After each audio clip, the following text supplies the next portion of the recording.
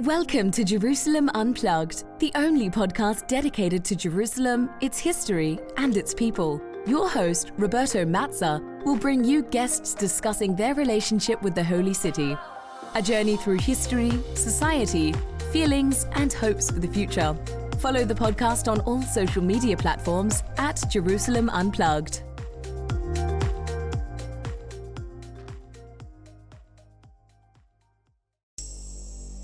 And here we are. This is episode 99 of Jerusalem Unplugged. And you will be able to discover the future of the podcast at the end of episode 100.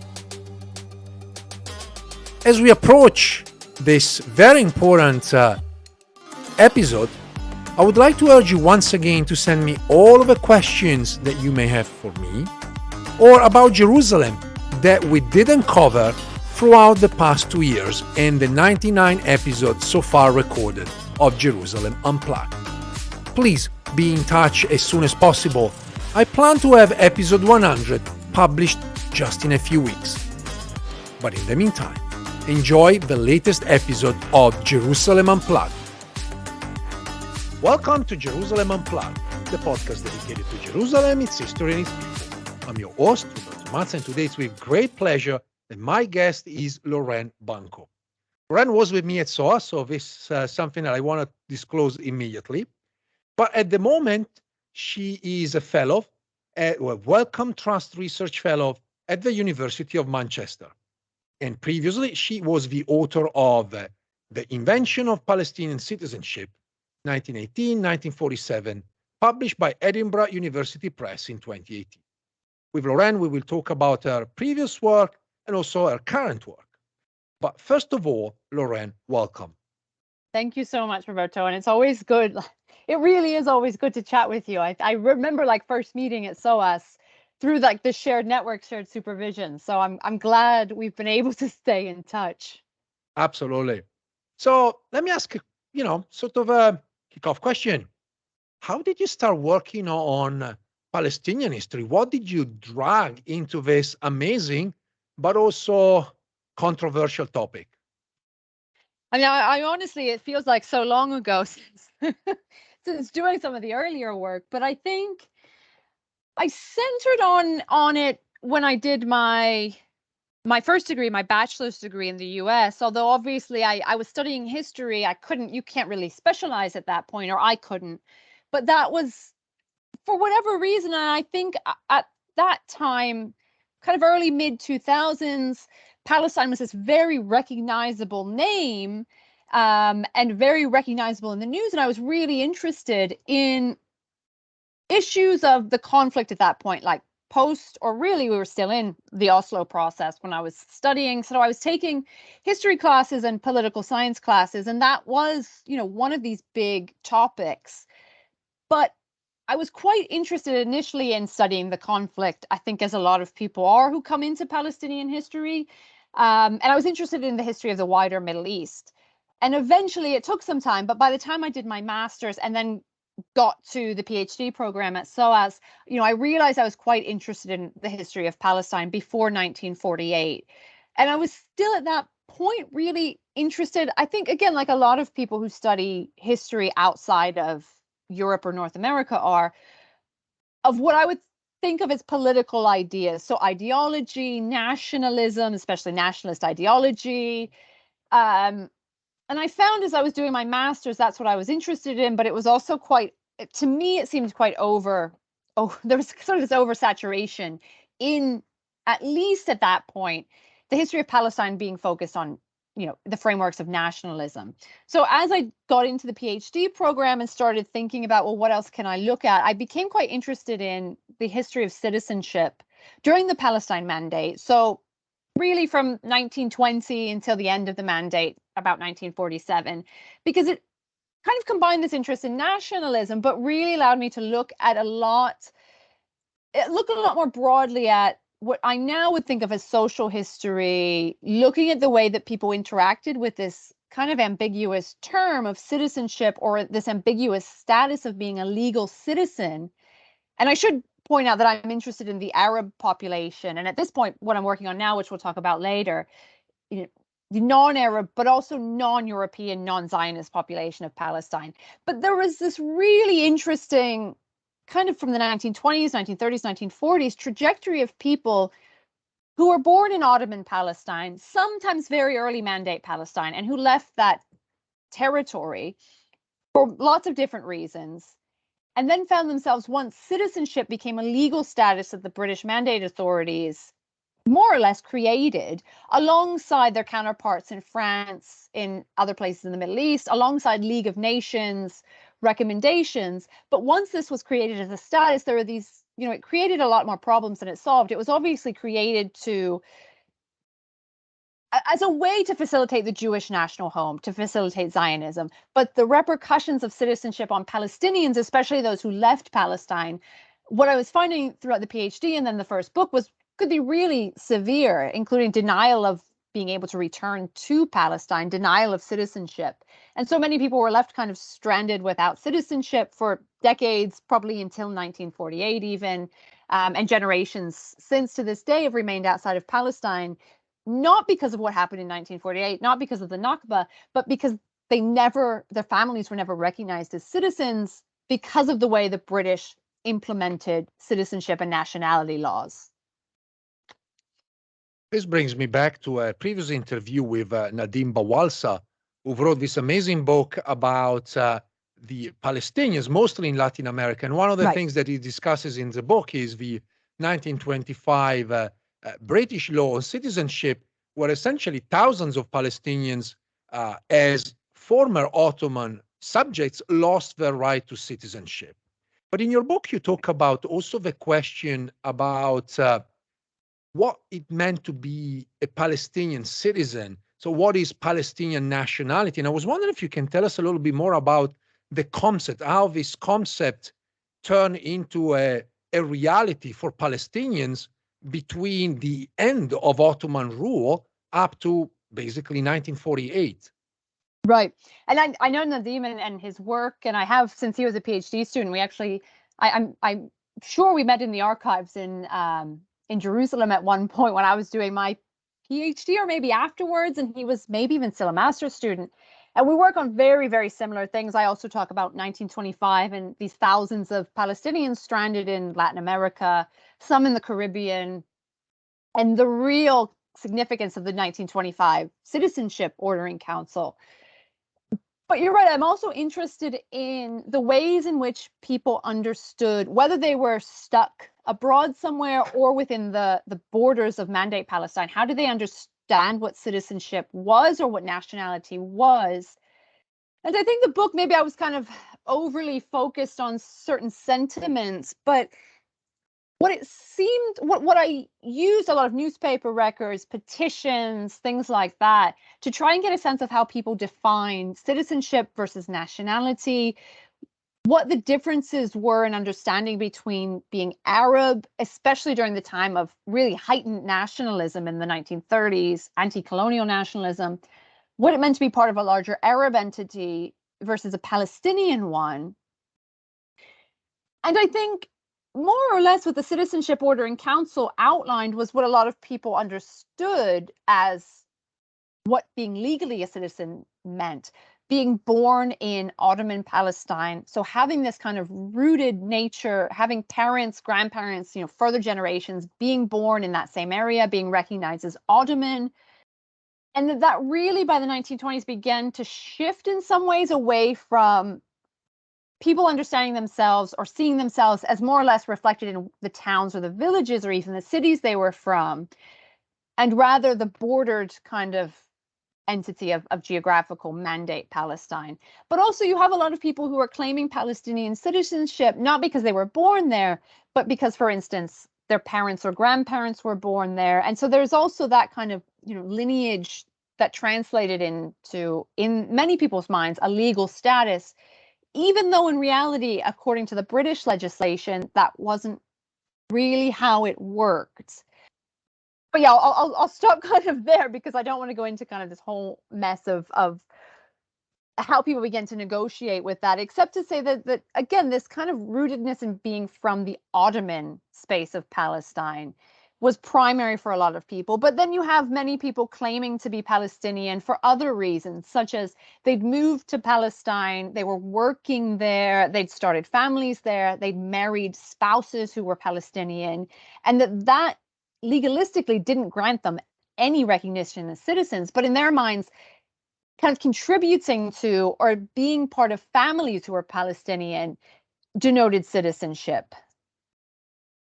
I'm curious about your views related to some political contemporary issue. Actually, this issue has been going on for decades, but in the context of contemporary Israeli politics, obviously, the denials of Palestinians as a people is very visible, very vocal on the part of the right-wing parties.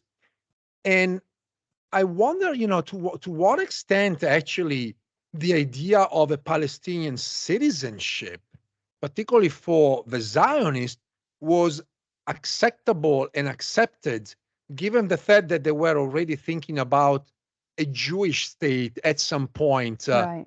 That would have been formed one way or another. Right. Yeah, that's an interesting question. And like I said, most of what I've worked on up until now has been on the Arab or Arabic speaking population, but obviously the Jewish immigrant population into Palestine came, I think, with a lot of European conceptions of citizenship and nationality, which did fit a bit more with the British way that citizenship in Palestine was created, that this was a process. There were steps towards naturalization, claiming oaths, et cetera, et cetera. But I think, I mean, on the whole, and perhaps this is maybe more prominent in the Israeli or the Hebrew literature, there maybe is a bit more work on citizenship in the Mandate, specifically how it was interpreted and understood by Jewish Zionists, Jewish immigrants. But I think you're right in that perhaps Palestinian citizenship was seen as maybe a step towards an eventual Jewish citizenship as part of a homeland without that British intermediary. And so I think the Arab population maybe, and I don't want to say was more content with being labeled as citizens, Palestinian citizens, because they did see themselves as Palestinian by, even the early 1920s, as separate from other Arab ethnic groups. But I think on the case of Zionist migrants, this was not received in the same terms. And I think a lot of, and we see this in the historical literature on migration into Mandate Palestine, European migration, a lot of migrants didn't want to give up their European nationality or passports or citizenship. A lot of them wanted to keep traveling back and forth different places and not settle in Palestine and meet the conditions of being a Palestinian citizen. And certainly by the end of the 1930s, early 1940s, the perception of what Britain was doing in Palestine changed and it became seen in a more negative light by a lot of Zionists and especially leadership on the right. And so the citizenship that the British granted was, of course, not seen as worth as much as, the future state providing citizenship, the future Jewish state, that is. I mean, and also to maybe speak to that, the point you made that is still so prominent in Israeli right wing, extreme right wing, that the Palestinians never existed as a separate people. I mean, sure, we can make these kinds of, there was this Ottoman system and imperial citizenship, but at the same time, during the Mandate, the Arab and the Jewish population, so long as they satisfied the conditions of citizenship, were recognized quite equally as citizens by the British Mandate government. I know my comment might be very superficial, but since the movie Golda on Golda Meir just came out, and we all know the famous mantra where she repeated many times that Palestine never existed, and yet she bore a passport with a Palestinian citizenship. And it's a very superficial comment, but in general, it kind of helps to understand the complexity of the picture. There was a term, and the term defined people, and that people were not necessarily one group or another, but it was all of them together. So just denying that is almost an oxymoron, because she was one, essentially. She was Palestinian. Yeah, that's the interesting one. We have to have this kind of nuance in talking about it, because of course that is what her and many of her contemporaries, they held that Palestinian citizenship. It wasn't just, their passport was stamped as for Palestine, they were treated internationally the same way that Arabs traveling internationally or recognized internationally were. I think we all know what the point she was trying to make was and what she was trying to denigrate, but at the same time, it's a bit difficult to see the validity of that when we think of not just the case of Palestinian Arab citizens, but the 1920s, 1930s, when many of these early leaders of what becomes Israel were migrating to Palestine.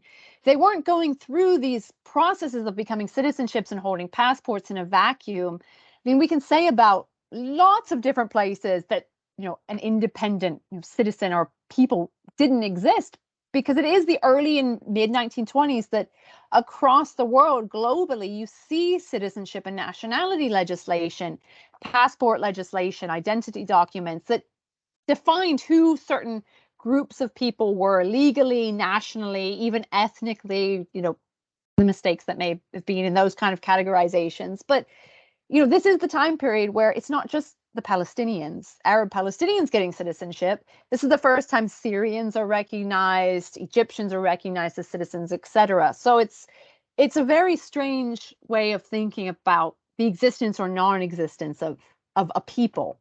But again, I think, we know she's trying to make a particular comment that a united kind of nationally recognized people didn't exist in the realms of being justified with having a nation state.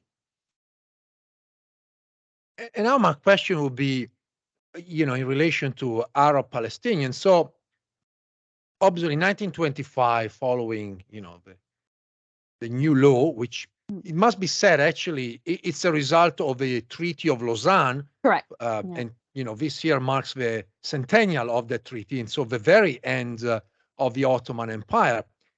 One of my arguments has always been essentially with Lausanne and with the citizenship law, the Ottoman identity disappeared, but also Ottoman Palestinian history was sided, at least for decades to come, up until probably the work of Bishara Dumani and Salim Tamari and others, where they brought back the Ottoman history of Palestine.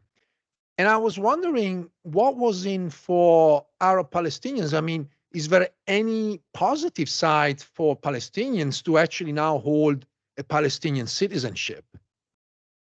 Yeah, it's a good question, because I think, one of the key ways, I guess, to think about it is the way we might think about colonial citizenships anywhere, that the privileges that came with holding citizenship were ones that were given by colonizers. And so are they privileges, or are they kind of concessions that these individuals got because they were lucky enough, in very sarcastic terms, to be colonized, and in particular brutally colonized in a lot of places? And so, to be sure, if we're looking from really a objective standpoint, citizenship in Palestine gave Arabs and Jews the right to vote in, obviously there was no parliament.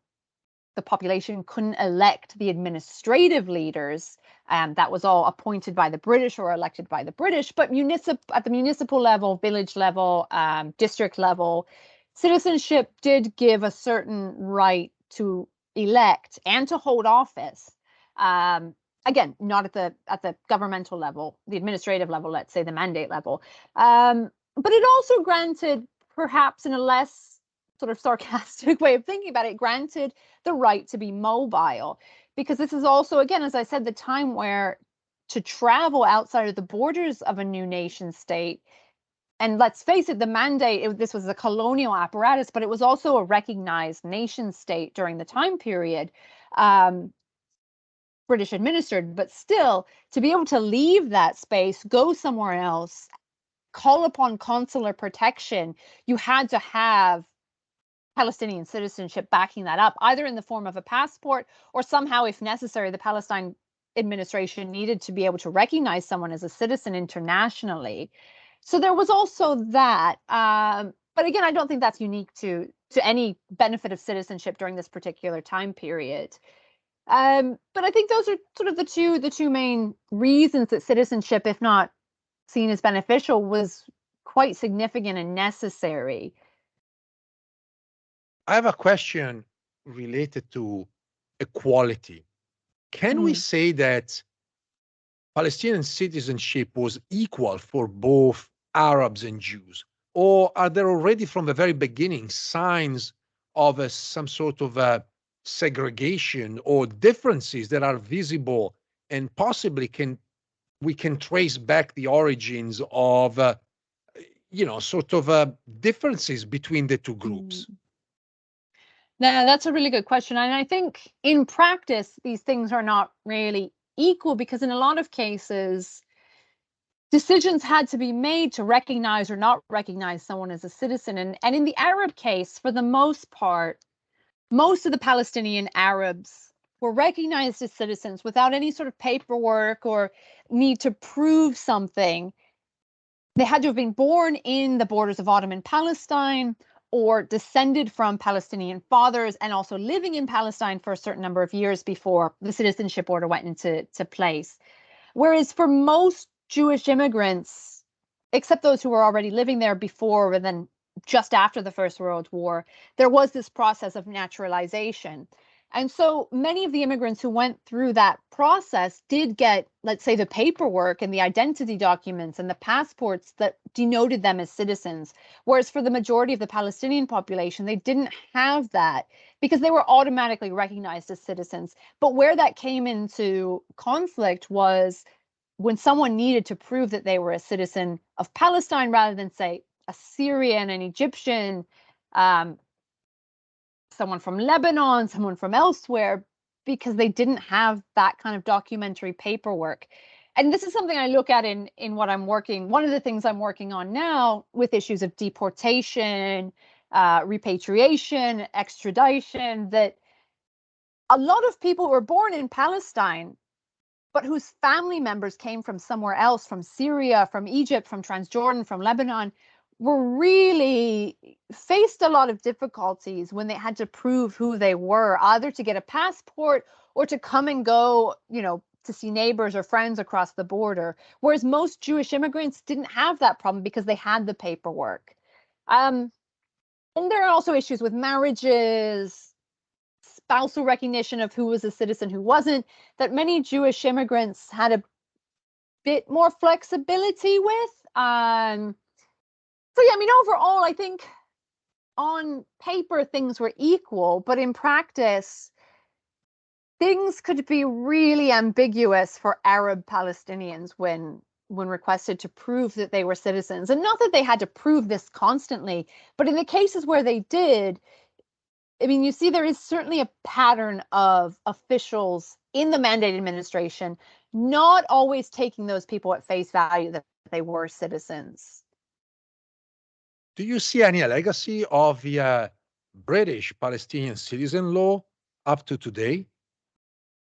I think that the main legacy is that it is quite different from what we know as the Israeli law, because it was not dictated by religion or ethnicity or language. To naturalize, you had to be fluent in either Arabic, English, or Hebrew.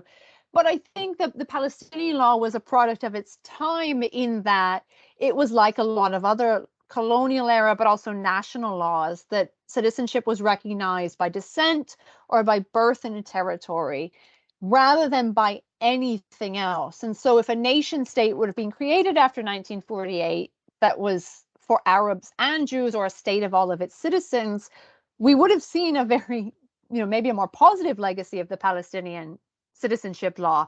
I mean, as it happened in 1948, essentially that law was null and void.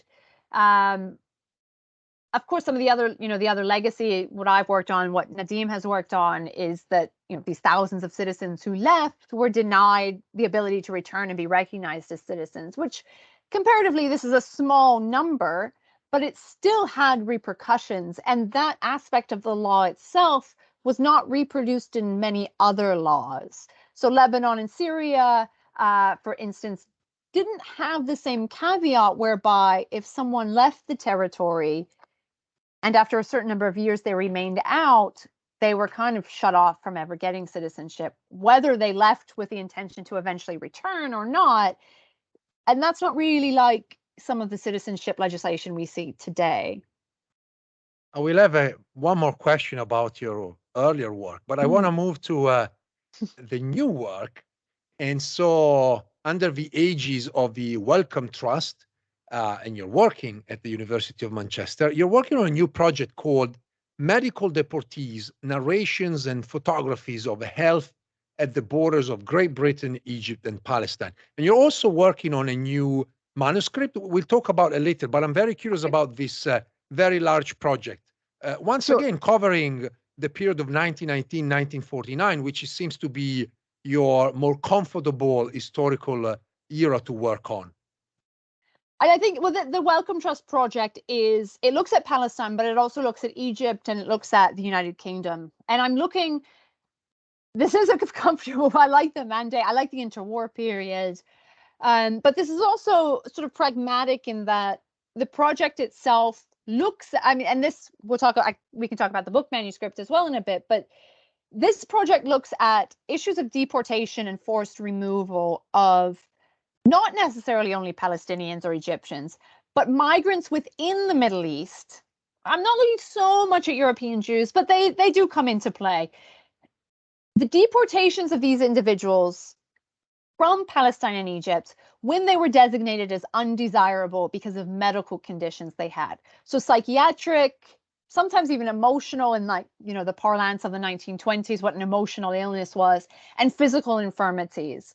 So how immigration legislation allowed for the removal of categories of people who were mentally and physically unfit. And this is a type of legislation that existed across the world during this point. And I mean, even until today, some of these laws are still in the books.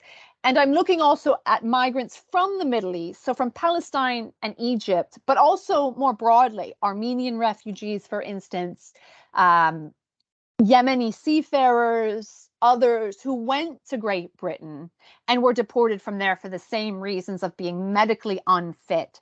And so the 1919 starting point reflects United Kingdom legislation to restrict certain aliens or certain non-citizens, certain foreigners, which included some of this legislation against these medical conditions. And the 1949, 1950s, the beginning of the World Health Organization and the United Nations to some extent also having a role to play in the migration of peoples and what happens when those individual migrants, some of whom are refugees or forcibly displaced, some of whom are migrating for work, were also found by states not to be, let's say, healthy enough to be on the move. So I'm curious about the question of pathography. So is there a list of disease? I mean, how are people defined? Mm. How Yeah. probably better say, what are the conditions that define the people and their status? Yeah. And this is again is something that's common across colonial territories, but also national kind of sovereign states. And there's been so much work done on this by historians of the British Commonwealth or of Australia, New Zealand, Canada to some extent, looking at this legislation and these lists of illnesses. So, the early 1920s, the kind of terminology would see as people who are prohibited from entry as anyone who is a lunatic, insane, manic, suffering from mania. As some of the psychiatric conditions, I mean, there's also a list of physical or even infectious communicable diseases, so tuberculosis, but also things like being, again, the parlance of the 1920s, being crippled or in some way, not being handicapped, not having use of arms or legs. And a lot of the reason, or at least the justification at that point for those, was to have a healthy workforce, migrant workforce. But as you go through the 1930s, 1940s, some of these conditions become more defined. Schizophrenia, epilepsy, which I think we understand today is not necessarily a mental health condition. Things like syphilis, though, which affected the body and in some cases could be an affliction that would affect one's central nervous system. And I think some of the lists of physical illnesses are sharpened as well. And I'm interested in how the pathographies of those, but also pathography in the sense of how the people who were categorized as having these illnesses or disabilities understood that illness in relation to them trying to enter a country, trying to become an immigrant, trying to travel for work, in relation to their displacement. And I think some of this came out of the work I've done on refugee history and displacement, and how the notion of refugees and displaced persons having a variety of illnesses and being maybe not so wanted in particular places sort of is manifested in this project as well. I'm curious about the question of their identity as refugees. Were they refugees because kicked out, in a manner of speaking, as a result of their mental health conditions, or because of other conditions? Actually, that's a good question. And I'm sort of looking at this in two ways. So I'm looking at people who were displaced as a result of conflict. And for this time period and the geographical locations, Armenian refugees are kind of the main ones. But also looking at people who were displaced and seeking refuge for other reasons, which is a bit harder for me, in kind of the first year of this project. It's the first of 3 years to grapple with and to see reflected in the sources. But for sure, I'm looking at people who are displaced economically. So people who are leaving, say, Yemen, for instance, and going to the UK during this period, strictly for work, for labor. There's this long history of sort of shipping that incorporates Yemenis, or especially people from Aden, also from elsewhere in the Middle East, and of course from South Asia. But I'm seeing people seeking refuge or a refuge, or people who are defining themselves as displaced, as not just what we would think of as standard conflict refugees, but people who are displaced for other reasons. And some people, of course, like within the Middle East that I'm looking at, going to and from Egypt and Palestine, people are claiming to be refugees, not because of conflict or even because of they're looking for jobs, but political refugees, for instance, people who are fleeing unstable social situations as well. I'm curious about the reaction. I mean, given the limited knowledge of mental health conditions, again, you use the word lunatics. People were often defined lunatics. Obviously, there was no idea and concept of PTSD. Right. After World War I, some people, individuals, began to understand there was a connection between the war, so they use the word shell shock. And I was wondering what was the reaction of the authorities in relation to these refugees that manifested clear signs of mental health conditions. Yeah, and this is something I'm kind of getting into only now. So a lot of what I've done the past few months has been kind of the wider literature, some archival work, and now I'm hoping to get into a lot more of this. So it's sort of limited what I've found thus far, but I mean, there's certainly more about soldiers and people who were involved in the military who found themselves in Palestine or Egypt and were hospitalized, or what we would say institutionalized, or at the time put in mental asylums, as they were called. And the list of symptoms that they had were, I mean, very much representative of probably their experience in either the First World War or in the Second World War, things like shell shock or post-traumatic stress. And were being, of course, at the time, as you say, these weren't really recognized, and so they were seen as conditions of madness. And those people were then judged not only unfit, as soldiers, but obviously unfit to remain, kind of where they were stationed, and sent back to the UK.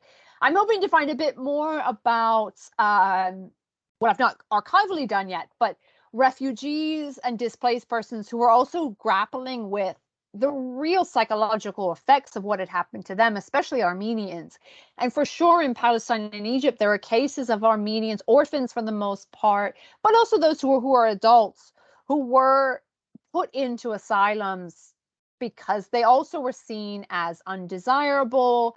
They weren't behaving properly. They'd been reported by others for whatever reason of not being, of a calm temperament. And so it was really, again, a product of this time period where mental health wasn't really understood as I suppose stemming from things for sure. I mean, kind of not speaking of refugees or war veterans, but there's, perhaps predictably, and this is the case with, people traveling elsewhere, women who are institutionalized for all sorts of reasons and being labeled as lunatic or manic or something like that.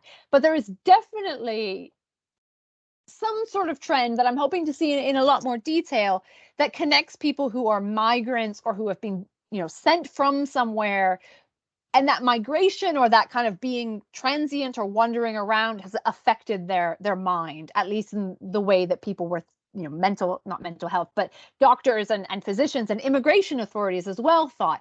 So you do see a lot of migrants who are diagnosed with particular diseases, and the explanation that was given for those diseases and them being put in an asylum was, they were affected by their migration. Let me move to your new work, a book manuscript. Sure. You're working on this, and hopefully will be ready at some point soon. And we may have a longer interview about the book. So I just want to mention that the book is about licit and illicit mobility along the borders of Palestine between 1920 and 1950. And when I was reading your sort of abstract, I was reminded that I'm literally working on a book now published by Noah Schandingler, Displacement and Erasure in Palestine, which has been recently published. And she's talking about this, this concept of post-Nakba, when Arabs, Palestinians, in Hebrew defined as mistanenim, were infiltrators, were trying to go back to their properties in post-Nakba Jaffa.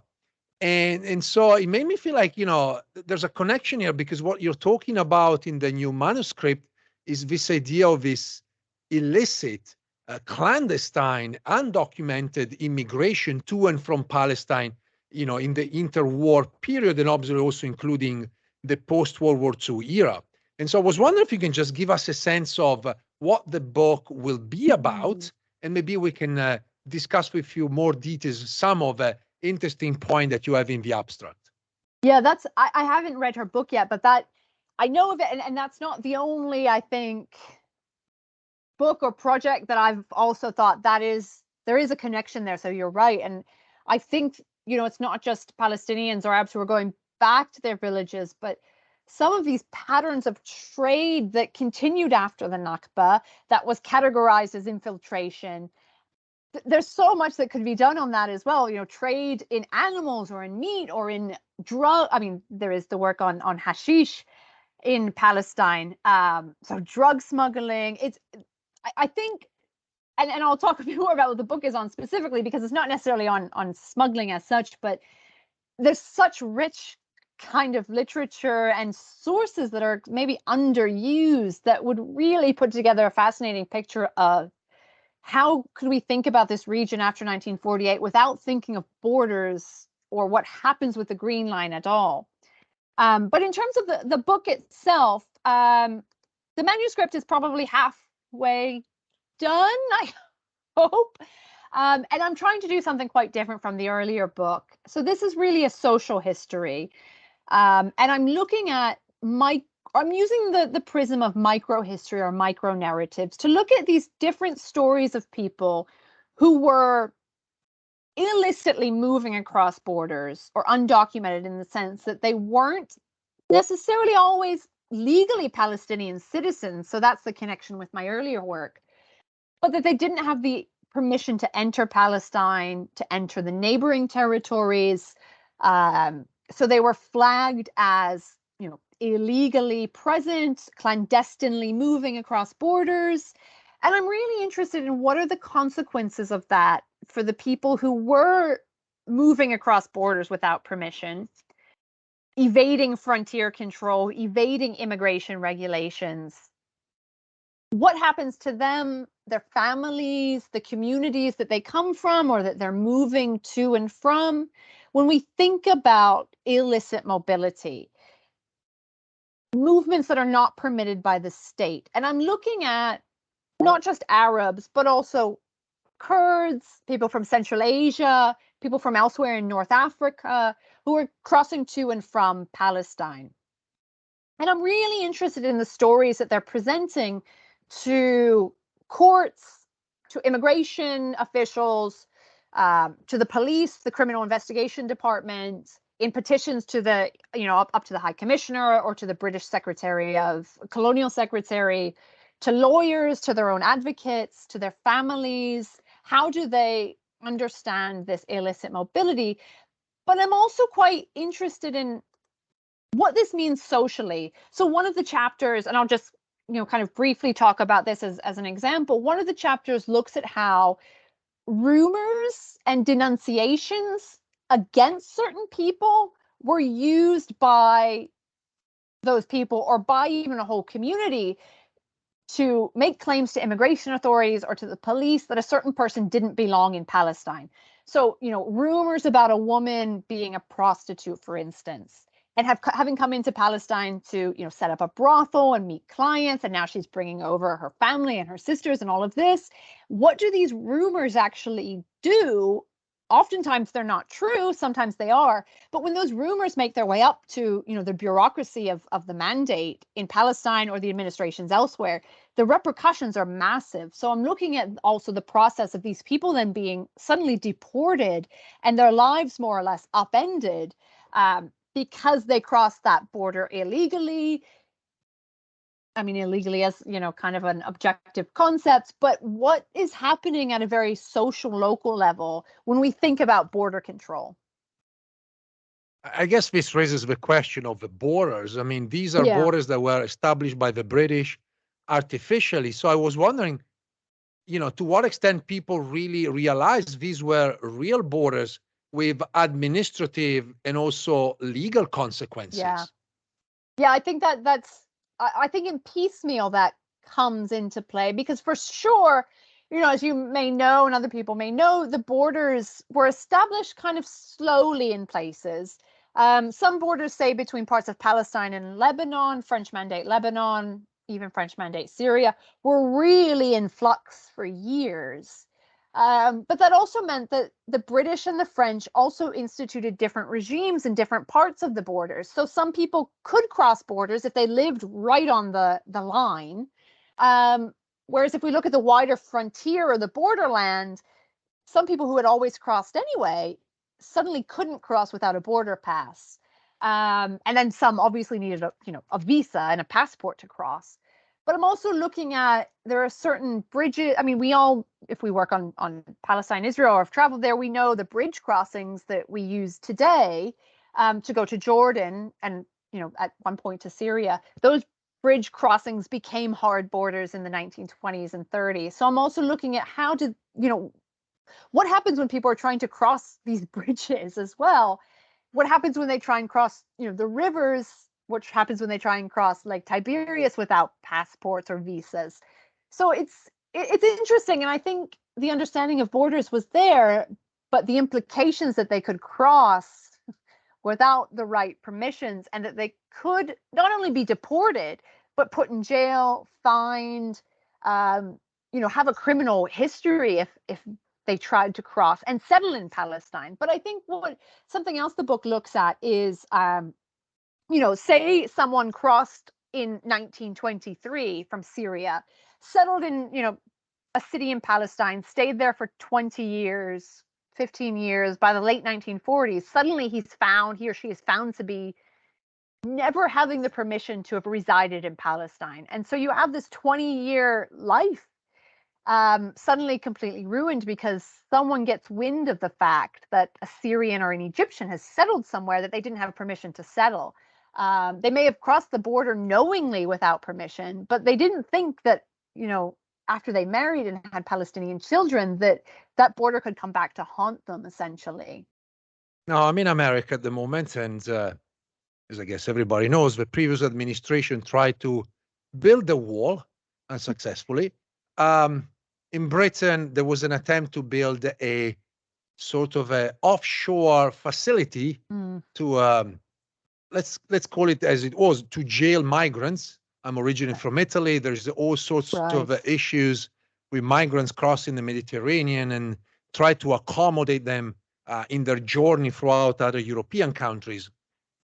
And very much all of this is done as a response to a public opinion that seem not to support migration, to see migrants as almost invaders. And so I wonder, at the stage of your research, how did Palestinians, Jews and Arabs, see these people coming in, crossing illegally into the newly created sort of Palestine? Yeah, that's really interesting. And I think my Welcome Trust project is a bit more, I think some of the legacies of what I'll look at is reflected in today, the way that migrants are treated in the US, the southern US, and in the UK, those who are crossing by boat. So I think that's very relevant to the Welcome Trust, particularly, ill migrants. This is, even we think back to, at least in the UK, there was a point during the war where refugees were welcome and accepted, these Europeans, but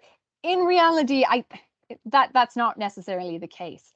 But thinking of the context of the book manuscript and this project on illicit border crossing, I think it's a really mixed reaction by Palestinian Arabs and Jews.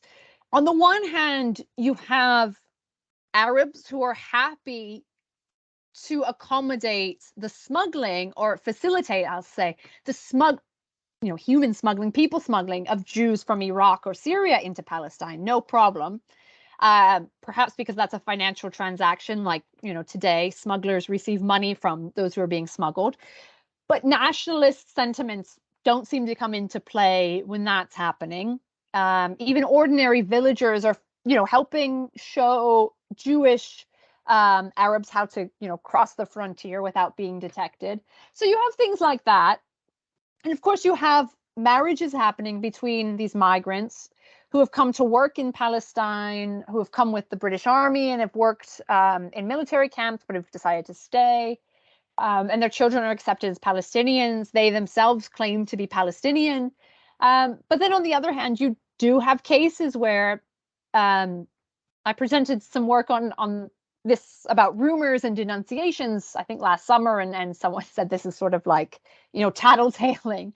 You do have that residents of villages or towns who are making the case to deport someone who's not of, a Palestinian background, because we see the reflection of modern day discourse. They're taking the jobs that are rightfully for Palestinians who are unemployed. In some cases, they're taking Palestinian women. They're corrupting elements of small town social life. So it's really, it depends in that case. But I think on the whole, these people who are coming in are accepted as either workers or, fellow neighbors and residents without that kind of language of they're illicit, they came here illegally, they don't belong. And when there are cases of people being, reported to the authorities, there's usually a reason behind that. There's business rivalries, there's family rivalries. Someone just doesn't like someone and they just decide they don't want them in the neighborhood. So I don't think there's anything unique about the responses there. It's the mandate response in, the French mandates or the British mandates to deport, detain them, fine them, deport them, things like that. I have one last question. I really want to go back to your first book, but I think in some ways can connect to your current work. So it's been 30 years since the ratification of the Oslo Accords. And certainly when we look back at those accords, there was a genuine attempt to find solutions to many of the problems, but many of the problems were not really solved from the very beginning. And I think this was one of the major points made by Rashid Khalidi almost immediately after the Oslo Accords were signed. And I was wondering if you can share your views about what happened in the past 30 years and about the Oslo Accords, and how the Oslo Accords also represent a failure in this idea of citizenship and creation of state. Mm-hmm. Yeah, and I think, there's probably far better people to ask this too.